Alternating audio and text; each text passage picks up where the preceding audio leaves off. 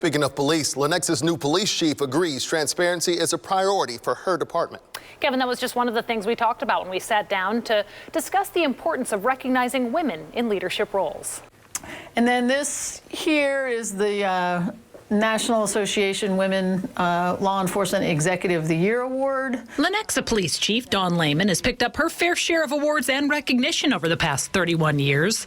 Perhaps her passion for police work is in her blood. My dad was a New Jersey State Trooper in the early 70s, and we would go visit him while he was working. I always thought it was pretty interesting, pretty cool, but I never really saw any females in that position. As a young girl, she never really considered following in her father's footsteps, though. She just didn't think it was an option. Then, in college, a chance encounter changed that perception. I actually was an offender bender, and a female police officer worked my accident. So at that point, the light bulb went off, and I was like, oh, my dad used to do this, and now I have a female officer here. I can do it, too. After a quick change of her college major, it wasn't long before Lehman was sworn in to serve and protect.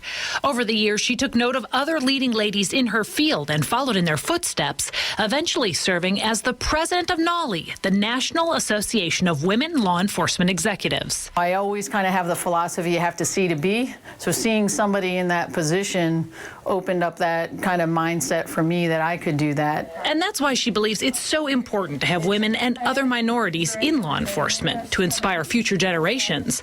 But she acknowledges sometimes that does mean putting in extra effort. I always felt that I had to do my job twice as good as my male counterparts. Right, wrong, or indifferent, that's kind of where the environment that we've been in or come up in. Still, she says progress is being made, pointing to the fact that she's actually the second woman to serve as Lenexa's police chief.